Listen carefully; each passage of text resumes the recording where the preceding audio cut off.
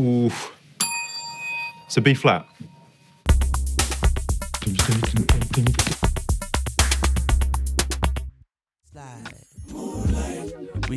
Hello, my name is Jacob Collier. And here's what I'm currently obsessed with.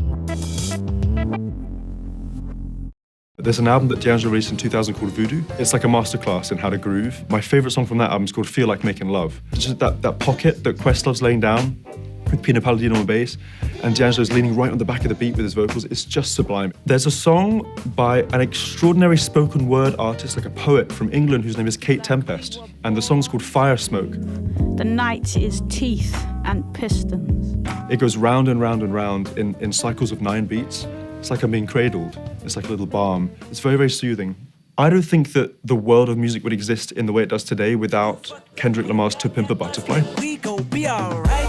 Nigga, we gon' be alright. Nigga, we gon' be alright. He brought the world of jazz to the world of hip-hop. BTS is the only K-pop band that I've really dug into. It's wild. It's like the Wild West. It's such a different space from the space that I'm used to. I think that's one of the reasons why I'm so fascinated by it. Quincy Jones changed everything. He's the optimum producer's ear, because the producer's ear knows how to extract the magic from whatever he touches. And everything he's touched seems to have turned to gold. There's one man that you need to know the name of, if you don't know his name already, and his name is Hermeto Pascoal.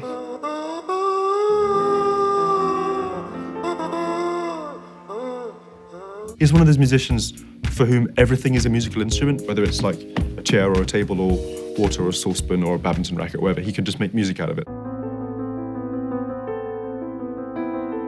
Reading is one of the only things I can do that stops me thinking about music. The rose is a rose from the time it is a seed to the time it dies. Within it, at all times, it contains its whole potential. It seems to be consistently in the process of change, yet at each state, at each moment, it is perfectly all right as it is. That quote is from a book called The Inner Game of Tennis by Timothy Galway, and that is probably my most favorite book in the whole wide world. It's a book about organizing a craft and becoming a master of something. My favorite trilogy of books is called His Dark Materials, which is written by Philip Pullman, who's an author from England, which is where I'm from. I think this is required reading for every human being.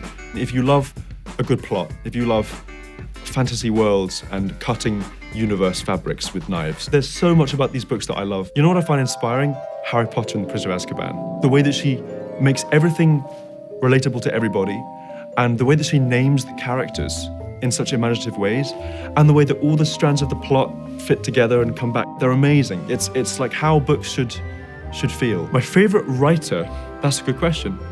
Do you know Roger Hargreaves? Roger Hargreaves is the author of all of the Mr. Men books and Little Miss books. They're all like this long. They're really, really, really short. And every single book has not a moment of wasted space. I know it's a bit of a quirky choice, but as a child, I would devour all of these books. Mr. Tickle is my favorite.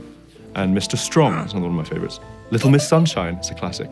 Mr. Tool, oh, there's so many good ones. Oh, it's a really, really valuable thing in a world as crazy as the one we're currently living in, to be able to escape from and reimagine, rethink, re-perspectivize a scenario. And I think a book does that, a good book does that, and also a good song does that.